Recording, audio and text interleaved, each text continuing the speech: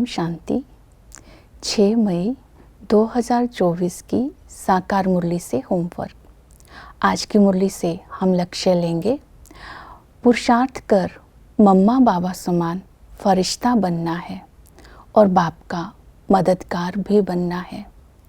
इसके लिए आज हम स्वमान लेंगे, मैं बाबा का मददगार बच्चा हूँ, खुदाई खिदमतगार हूँ। खुदाई खिदमत तभी कर सकते हैं अगर स्वयं में गुण और शक्तियों का बल होगा। लक्ष्य को प्राप्त करने के लिए आज विशेष अटेंशन देंगे याद की यात्रा के ऊपर, धारणा के ऊपर और सेवा के ऊपर।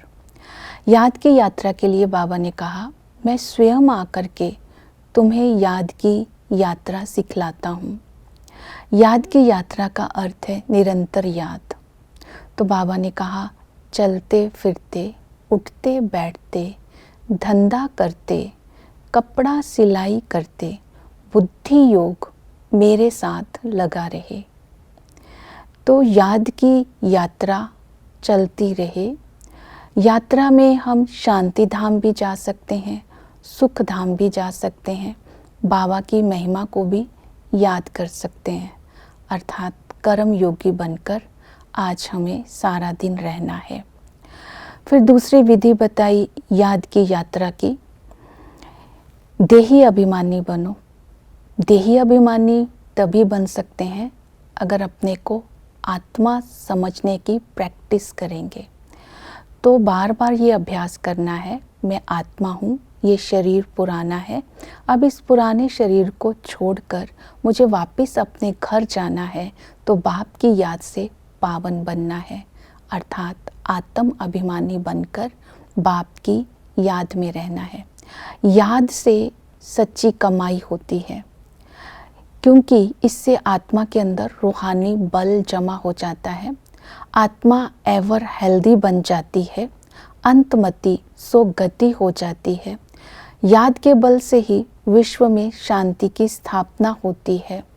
याद एक बाप को याद करेंगे तब हम भी विश्व का मालिक बन जाएंगे, माया पर विजय प्राप्त कर लेंगे। इसलिए याद में सारा दिन रहना है। जब आत्म अभिमानी बन जाते हैं तो आत्मा के सारे संबंध एक बाप के साथ हो जाते हैं। तो नेक्स्ट विधि बाबा ने बताई, बाप और वर्षे को याद करो। बाप के संबंध से हमें बाबा से सुख धाम का वर्षा मिलता है। हम 21 जन्मों के लिए वर्षे के अधिकारी बन जाते हैं। वैसे तो बाबा बेहद का बाप है, तो सारी आत्माओं को वर्षा मिलता है। जो आत्माएं स्वच्छ बनती हैं, बाप की याद से रिफ्रेश हो जाती है, उन्हें सुख धाम का वर्षा मिलता है। बाकी आत्माएं पारलौकिक धाम में, शांति धाम में बैठ जाती हैं। टीचर के संबंध से वो हमें ज्ञान का सागर राजयोग सिखलाते हैं। यह जो राजयोग है, नर से नारायण बनने की पढ़ाई है।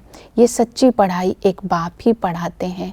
हम स्टूडेंट बनकर पढ़ाई पढ़ते भी हैं और फिर दूसरों को भी पढ़ाते हैं।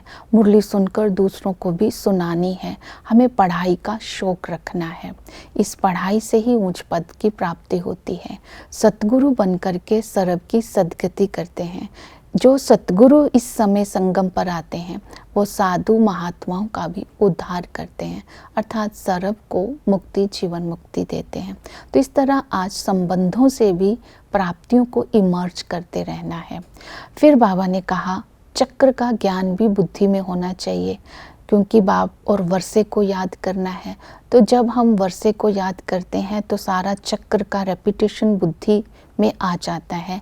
आदि में हम आत्माएं समझदार थी, सतो प्रधान थी। ये ड्रामा का राज बुद्धि में रखना है। हम आत्माएं ही विश्व का मालिक थी। मध्य में हम बेसमझ बन जाते हैं, कंगाल बन जाते हैं, पुजारी बन जाते हैं। अंत में फिर से ब्रह्मा बाबा के तन में शिव बाबा आते हैं और हमें वर्षे का अधिकारी बनाते हैं। हम बाबा को फॉलो करके विश्व में शांति स्थापन करने में बाप के मददगार बनते हैं। मम्मा बाबा के समान पुरुषार्थ कर फरिश्ता बनते हैं। और इसी तरह धारणाओं पर अटेंशन देना है। फरिश्ता बनना है तो फरिश्ता बनना अर्थात पावन बनना, उसके लिए निश्चय बुद्धि बनना है। और पारस बुद्धि बनना है।